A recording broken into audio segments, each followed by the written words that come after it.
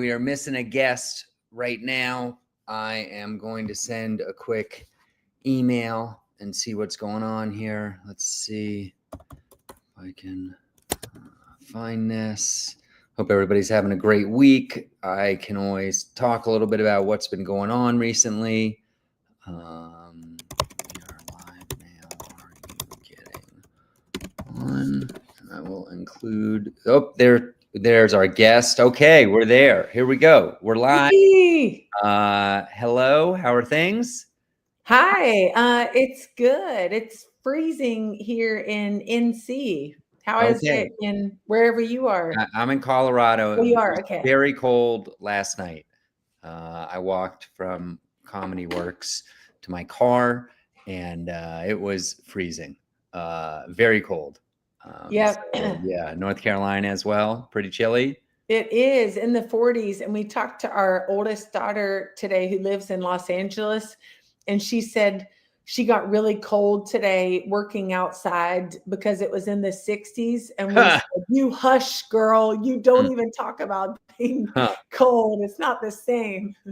That's hilarious. That's great. Okay, so we met in North Carolina. We did a show in Hillsborough, North Carolina. I forget the name. Right. Yonder something? Yonder Bar? Is that what it was called? Yonder Craft something or other. Yeah. Cute little venue. That was a fun place. Good time. Then I went back to North Carolina. Tough to get a gig in North Carolina. Was it? I told you I'll have you in my shows I produce if you're well, I gave you months of notice, and there was nothing to be had from you or any other person I contacted. No kidding. Well, we'll make it happen in 2026. I have a new venue I'm super excited about because it's in my neighborhood. So nice. Yeah, how great is that? What kind of venue? Is it like a restaurant? It's like a neighborhood bar. So it's like almost like what I imagine Cheers was like back in the day, where just got a pool table, some TVs to watch sports, great drinks, good chill vibe. So I'm thrilled. It's something. That's awesome. Are you going to have to bring in sound and light kind of stuff?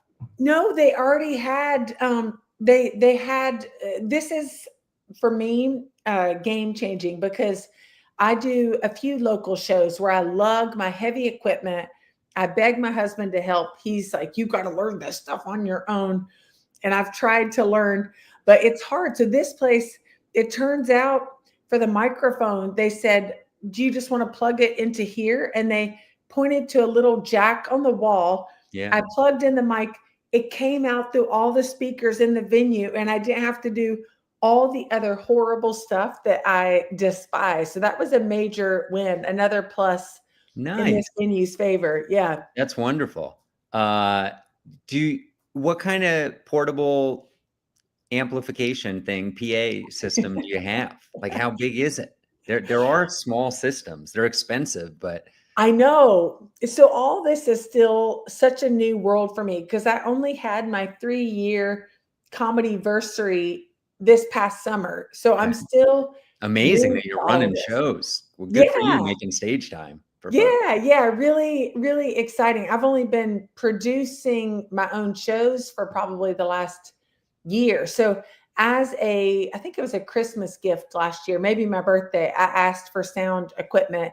So I would say it's a very basic setup of the 2 big speakers that you put on the pole. Yeah, right there. You really just need one speaker for most places. You can get away with one really expensive, like a Bose S1 Plus is probably $300-400. So it's not super expensive, and that's good for 30 to 50 people. And then I use a Bose L1 compact, which is more like $1,000 for 50 to 100 people. And if it's anywhere near 100, I probably do both. I don't know what's going on right now, but there are a lot of people tuned in. And if you're tuned in, you can ask questions. So for example, Lane Jones, thanks for saying hello. I don't know where you are, but tell us where you're from, and we might engage with you and talk with you. But this is it's like a video podcast thing. Just a couple comics chopping it up. We're talking about show running right now. You're very popular. Right. They heard I was Money. coming. They're like, ooh, this up and coming comedian that's Yes. taking over the East Coast and next West. Let's Yeah. go. Amazing. So, okay, so you got this restaurant place. They got a sound system. Did you one? This is keep this in mind that sometimes those ceiling speakers in restaurants. Yes. The first, I'm not a sound engineer, but somehow they're like better for music than they are for talking. And the Interesting. comics sound like the dog in Charlie Brown or whatever it is, the person, Oh, the human talking to Snoopy. It's kind of muddy, it's like it coming through a Fisher Price speaker. So oh, I this, had a venue that I we can't find a way to make a second show work, but we did a uh, show, yeah, sold out, packed, and I plugged into their system. And yeah. by the middle of the show, I was like, I'm never doing this again. I No will definitely kidding. bring my own speaker setup next time. Just because they just weren't. I don't know what I don't know what it is. It's not for lack of spending money, but my best guess is that it has something to do with being tuned for music and not spoken word. But Yeah, yeah, that makes sense. This one worked out. It was my debut show last month, and similarly, it sold out. They nice. made it a free show, just Okay. hoping they make money off drinks. But 65 people Wow, RSVP'd through Eventbrite, and then probably I don't know 50-ish showed up. But that's a it, pretty it good conversion ratio for free. that's that's what I think. So we've got our next show in January. I don't know if you're coming around to North Carolina, but the next show is When in January? January 14th. Oh, I just booked a show. I just finalized a show today in Colorado for the 14th. That's a Wednesday, right? It is. Oh, Yeah, you've got the same mental calendar I yeah. have Well, I'm because of terrible at calendars. I'm not lying about today. There's no way I would know that January 14th was a Wednesday, except that was like 3-4 hours ago. I was texting with the oh, incredible Mal Hall out of San Diego. So funny. that's so funny. People think I'm a savant because my life is so busy. I basically have the calendar for the next month for my day job, comedy, personal things. So when people ask about something, I'm like, oh, okay, that Thursday. And they're like, oh my gosh, I know. okay, That what always day was impresses I me. born in I mean, I'm so dumb. 1975? I don't even know how many days are in a month. Like I'm that bad at calendars. It's amazing that I do stand-up comedy successfully. I just found out today that I performed in 23 states this year. Isn't that Holy cow. that has to be a high. I don't think I've only performed in 41 total, but 23 this year. Crazy. That Crazy. is North Carolina, first time I was ever there. I did on a different trip. To circle back to that North Carolina thing, the yeah. problem was there was a comedy festival in Raleigh, or I think I was in Raleigh. Oh, So like all the venues, all the shows like weren't running because they didn't want to compete with the festival. Venues oh, were taken because of the festival, and they had book comics and whatnot. So I had a real rough go of it. I was hoping to do comedy just one night, and but oh. couldn't find anything. That happens sometimes. That It was really the does. only time this year that happened. That where I flew, like I went to Las Vegas in the middle of the year Yeah, and picked up a couple shows there. I on that North Carolina show, the Yonder one, I really yeah, just had a show in Virginia, and then I picked up one in Arkansas on the way, went to Virginia, did the show, yeah. Carolina, and then picked up some stuff in New Orleans after that and something in Texas. And so, Yep, and you yeah. went to Atlanta for a hot second too. I remember your itinerary. Yeah. Yeah, yeah. I couldn't get a show in Atlanta, but I did go watch a show, and I thought there was a chance they'd throw me up called Star Bar. Shout out to Star Bar Ah, in Atlanta, Monday nights. Super fun. So it's going on now. If you're in Atlanta, head on over to Star Bar in I forget the name of that neighborhood. It's got maybe ooh, East Atlanta Village, like around the corner from East Atlanta Village. Not entirely sure. I mean, ooh. where's the most fun place that comedy has taken you so far?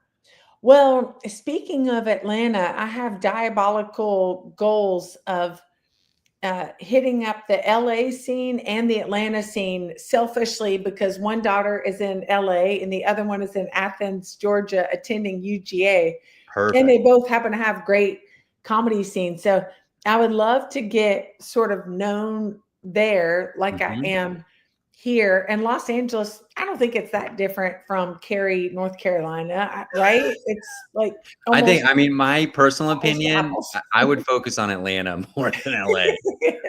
LA stinks, man. I just did a run where I was in Washington State and Oregon, and then I went all the way down to I went to San Francisco and Oakland, and Okay. also like Silicon Valley area, and then down to San Diego. I skipped over LA entirely. Every Yeah. time I've done comedy in LA, not every time, but you can see a little picture of me. I was at the Laugh Factory in Hollywood this year. That was fun, Oh, but that was booked, way far in advance. Like, it's very difficult to get any kind of decent, even open mics in LA are rough.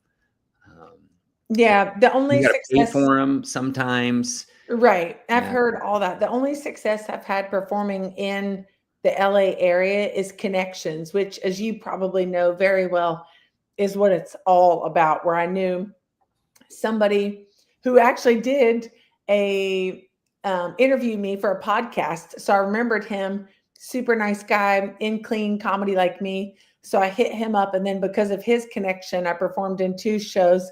Then I kept those connections, and when I went back, I used another connection and performed in Santa Barbara.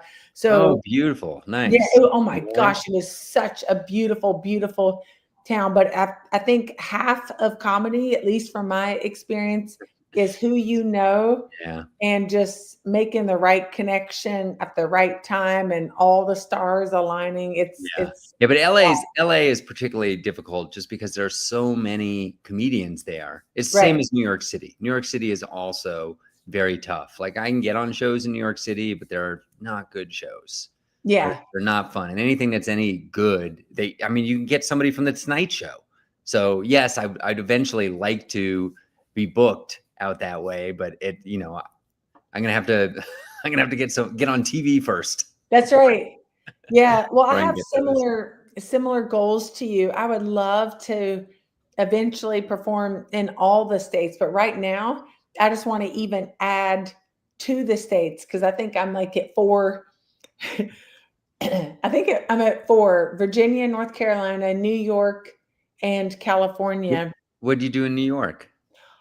Yeah, that was a wild ride where I got into a comedy festival that was at Copacabana, like the famous Copacabana club. Okay. And so I got to perform at Copacabana, but it was like, I mean, I'm sure you must have these experiences times 100. When I walked in, well, first of all, I missed all the public transportation. The trains were late, everything was late. So Is that in Manhattan? Where it is was that? in actual New York City Okay. proper. Okay. Yeah. So I was like with a friend who lived in the New York area, knowing I was late, but then we were also starving. So we dashed into a place to get pizza. And while we half walked, jogged, I shoved in New York pizza, burned the roof of my mouth, like where by the time I performed, I could feel the skin sagging, falling off the roof of my mouth. Race. And while my friend is like in New York, like pedestrians, like you just have to cross streets and don't think about your life being on the line. So we were jogging, running. I made it in time. And then you walk in and I was like, so this is the famous Copacabana. Like it just seemed odd. It wasn't packed like I Okay. thought. And the bartender and the door guy, I couldn't figure out even who I was supposed to check in with. It was just interesting. But I swear, for me, so many of those comedy experiences are character building. It's like, how do you take that and learn? You can pivot, you can, change your set. Like as you're sitting there and you look at the crowd and you're like, nope, this joke is not going to land here. So I think those are good to keep us flexing, keep us, humble, all that good stuff that is good for our Yeah. egos to keep in Getting check. in front of a lot of different audiences is definitely a superpower in comedy. Yes. What was the name of the festival? Do you remember? Oh my gosh, I just blanked. I just did it this year. That's okay. People can Google Okay. Copacabana Yeah. Comedy Festival. They'll figure it out.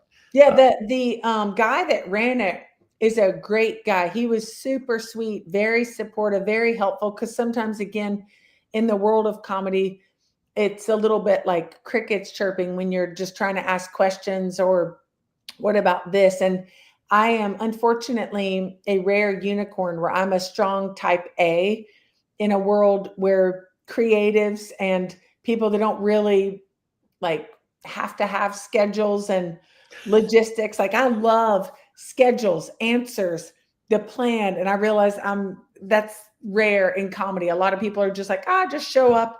We'll figure Yeah. it out. You're set. How do you think that Order. helps you with show running? What's that? How do you think that helps you with putting on shows? Significantly. I think the comedians I book love being in my show because I feed them all the details. Here's the set order. Here's your set length. Let's get our intros to the host. I'm going to pay you the day after. Whereas so many local shows you're in, you're like, oh, that person never Venmoed me. It's like a week and a half later. I guess I'll hit them up and say, hey, you still like gonna Venmo us? So I do think it helps just to have a well organized show and have people want to be in your show. And for my peace of mind with running a business full time for my day job, and then this is just a side hustle on top of other side jobs. If I wasn't type A, I think I would just be a bubbling mess in a corner in the fetal position, just rocking myself like missing everything or having lots of upset people. Yeah. Do you know anything about the Athens comedy scene? How close is Athens to Atlanta? Okay, they're about an hour apart. And yes, since my daughter lives in Athens, I just applied to the Athens Comedy Festival, which is next spring, and it looks like such a good time. Have you performed in that? No. Oh, it Maybe I'll looks check like it out. a I'll look great into festival. Yeah. it. Okay. And I'm a I've part of never a been to Athens. Oh, I've have you heard it's not? famous. I think REM is from Athens. Oh, do you know Yeah. the comedian Karen Morgan by chance? She's also clean. No. She's a big deal. Like she's pretty popular and she's from Athens. So she's Okay. also a UGA alum. So whenever she's posting about Go Bulldogs, I try to jump on that and remind her, hey, I'm a Bulldog fan too.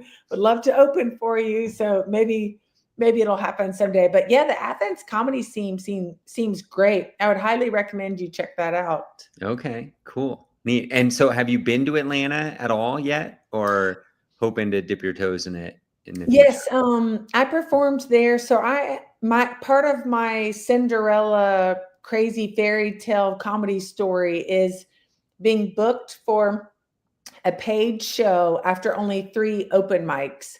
So I heard that was a little rare that when I started 3 years ago, I did 3 open mics at Raleigh Improv, caught the attention of whoever reviewed the tapes back then. They would record open mics and they reached out to me for a paid show. And I was like, is this how it goes? And other comedians were like, no. And then at that show, just a cute little local show, Craig Shoemaker was there for his big show. Do you know Craig? I've heard that name. Yeah. He I don't know him used personally. Okay. He used to be huge when I was in college. I would go to see him perform. He's the Love Master. He has this whole famous bit that's been a Netflix show or a Netflix movie, The Love Master. So he's still performing all around the country. So he happened to be at Raleigh Improv doing his big show and was sitting in the green room just chilling, eating his food after his show. And then all of us local comedians were coming on for our local show. So I chatted with him in the green room, said, oh my gosh, Craig Shoemaker, I used to watch you back in the day. I'm doing my first ever paid show. Will you stay and watch me? And he was like, maybe. But he stayed and watched me and met me after and said, I've got it. I've got the it factor of energy and material. So we stayed in touch. And then I opened for him now in Charlotte, Atlanta, Raleigh, and then recently in Raleigh again. So my one time performing in Atlanta was at the Punchline Comedy Club opening for Craig Shoemaker for a 4-night spread. That was my first time ever performing Thursday, Friday, Saturday, and Sunday. And I found out how exhausting that is and how it also trips up your mind where you're like, wait, Confusing. did I already do this bit tonight? Yes. It starts to melt your brain, especially if you're like, at the time I was in my late 40s, now I'm 50. But that really gave me so much respect for comedians that do that all the time, that do a 45-minute set multiple times in a weekend. Like, so much respect for the memory and the ability to still bring the energy each and every time. I just think that is amazing. That gift that comedians have. Yeah. Punchline's a neat place, connected to a diner. Kind of cool. Yes. Yeah. Yeah. So you've been there? I've been there. I've been there. Yeah. I've performed there. Did you eat at the diner? Absolutely. Every night before the show, we would eat in there. And it is funny. Like, I think venues, comedy venues are so funny. Like in my California, one of those shows, it was in the back of like a diner kind of place that looked kind of run down. And then you get this whole beautiful like comedy room in the back. So it kind of seems like you can have a comedy venue anywhere, and it's fun to kind of make fun of it. Like, Craig would make fun of the punchline in Right. his opening stuff. He would say, yes, I've been on Netflix, Amazon Prime, I've won this, and here I am performing in a diner in Atlanta. I remember when I was there, I made jokes about, this is the nicest strip club I've ever told jokes in, because they have these like shiny poles, and Yes. like, it's just, I don't know what it is about the bones of that room, but it looks like a gentleman's club or whatever Okay. the And that's appropriate term is. that's funny, because I have performed in a comedy club in one of the towns in North Carolina that is converted from a strip club. So they still proudly actually have that in their heritage, and you can still see, some of the relics of it. And yeah, there's even something, I swear, still in the molecules in the air that screams this was a strip Yeah. club once back in the day. Jeez, that's crazy. That's Okay, well, fun. let's start winding us down a little bit. Tell me about some of your. So we're coming up on the end of the year. Happy Thanksgiving, everybody. I hope everybody had Yeah. a wonderful time. And so, what, like next year, 2026? What are some of your goals? Sounds like you're excited to maybe get into the Athens Comedy Festival. Maybe get into LA and Georgia a little more. Talk to me about what you're looking forward to, and it sounds like your 4th year of comedy. Yes. So my big dream is, one of the things I'm proudest of in my baby comedy career is, I had an idea for a comedy show that I pitched to Goodnight's Comedy Club in Raleigh. I used to go to Goodnight's Comedy Club when I was in my 20s. So it's revered. It's been around forever.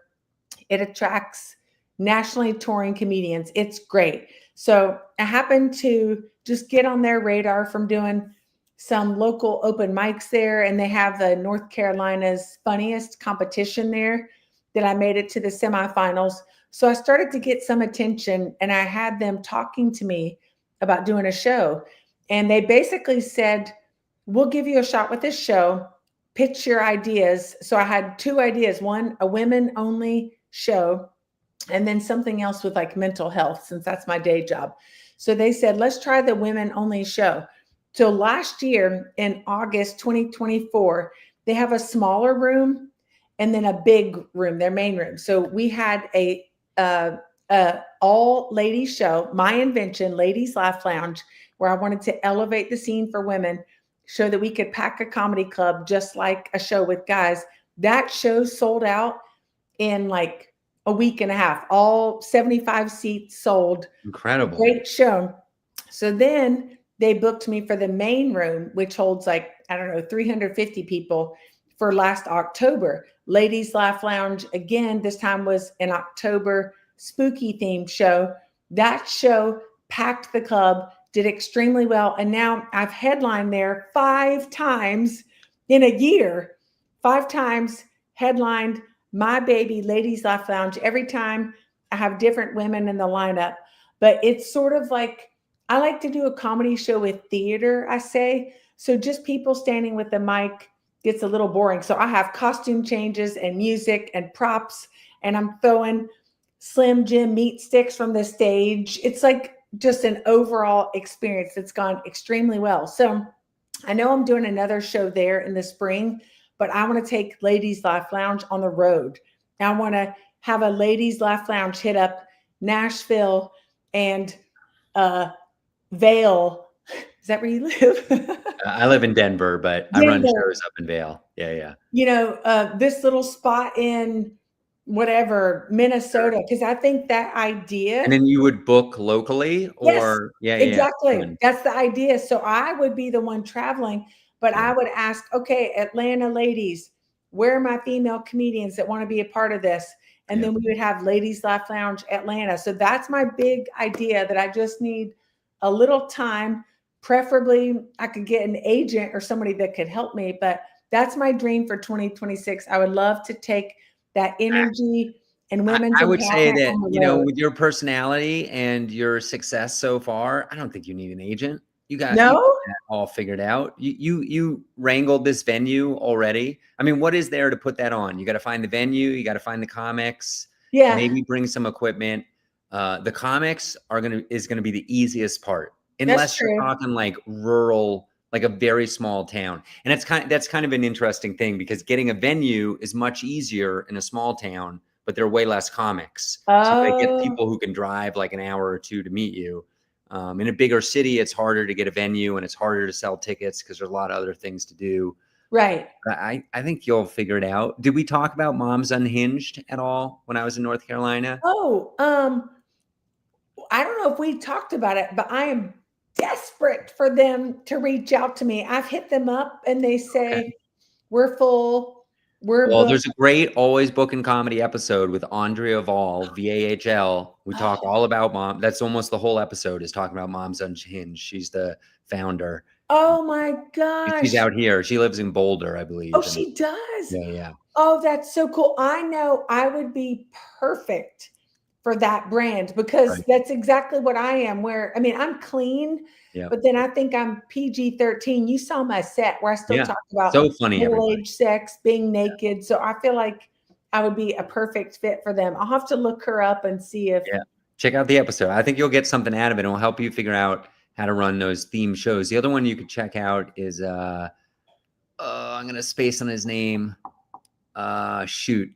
The Unteachables. Lou Ferris. Lou Ferris, Pharis. That was recently, like just maybe 3-4 weeks ago. We did a whole Oh, episode. He has a themed show that he's like selling out Comedy Works, improv theaters around the country. Like they've become very successful and they've really worked hard at it. Every summer they go ooh. on tour. They're working teachers, and they're I can't. I'll tell you once we close the episode something about something. But they're doing very well, and they started humbly, and they've really grown into something big. And I ask them a lot of questions about how they grew that brand. So there's 2 good Ooh. homework assignments for you. Just nice bite-sized half-hour episodes. Oh my gosh. All I right. love it. I do want to say I'm noticing that some of our regular viewers aren't here, and that's my bad because we are at a special time. We started this an hour and a half early because I have a Oh, conflict tonight. And so if anybody's watching this in the future and like, how did I miss this? We'll be back at 6:30 p.m. Colorado time next Monday. Almost every episode is at that time. So that's 8:30 Eastern, 5:30 Pacific time. Kiki, where can people find you? Instagram is where I do everything for the most part. So it's Kiki's Comedy Club, Kikis Comedy Club on Instagram. I also have a cute little website that's not much to look at because my 19-year-old helped me design it, but it does have some good content there. And that's just kikiscomedyclub.com. Those are the best 2 ways to learn more and to connect with me. I'm still not famous yet. So I will respond to each and every DM I get. Even when I am famous, I will still respond. Okay, amazing, amazing. Kiki, super funny. I've seen her perform live. She's great, pretty clean, very funny, very relatable, high energy, a great act, super fun. Can't wait to share a stage with you again in North Carolina, maybe Atlanta, maybe Los Angeles. Who knows where we'll cross paths again? Maybe Colorado. I've applied to the Vail There you Comedy go, Vail Festival Comedy too. Festival. Yeah, Yeah. come on out. Yeah. Okay. As Thank always, you, Mark. yeah, thank you so much for joining us. Always Booking Comedy is every Monday night. Everybody have a great week and happy December. See you.